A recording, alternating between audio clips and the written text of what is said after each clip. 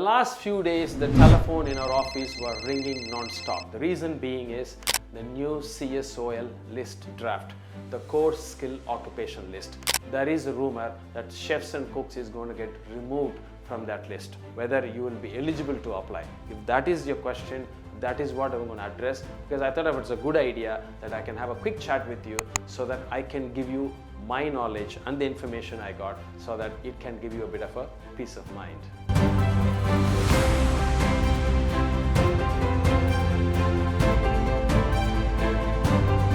I came to Australia in 1996, and then almost 30 years that I've been watching very closely about the immigration program, how it is evolving, especially for the service industry like hospitality. Chefs, cooks are always an evergreen requirement, and not even 1 year we say there is no need for cooks and chefs into this country. That means the demand is real for genuine cooks and chefs who are able to contribute in this industry. Now let's look at find how this policy evaluation will happen.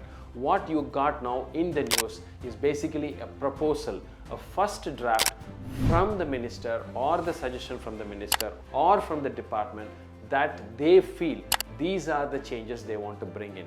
Now this is not going to be final, because there's going to be multiple drafts that are going to come in, and there'll be multiple representation from the industry, because they wanted to hear how this draft can be evolved into a legislation, and then obviously it can turn into a rules for implementing in the ground. I'm sure the cooks and chefs is always there is a demand, so you don't need to panic.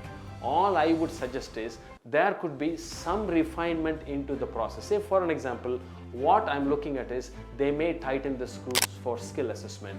One of the things I'm expecting is it could be that they may be changing the chefs from the skill shortage list from the medium term list to a short term list, which means that anybody coming into the country, they may encourage them to come on a 482 work permit visa, where there is a change which is happening on that subclass as well. And then you work in the industry for a couple of years, prove yourself that you are genuinely contributing into the industry, then your pathway is open for permanent migration, could be 186. So there could be some issue that the direct entry PR may be getting tougher, but still it is not going to be completely shut down. I'm sure there may be some change which is happening. Obviously it is naturally happen every time they change rules, is there could be an increase of fee.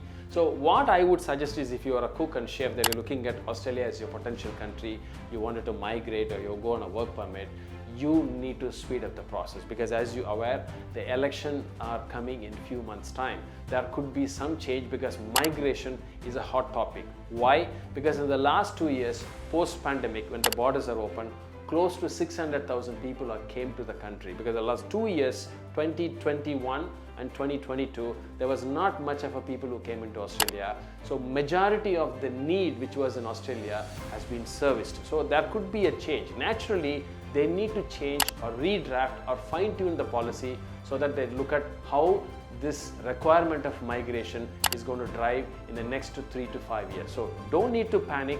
So as long as you are very serious about going to Australia, you are genuine, you look at how you can speed up the process, and that's why we are here to help you.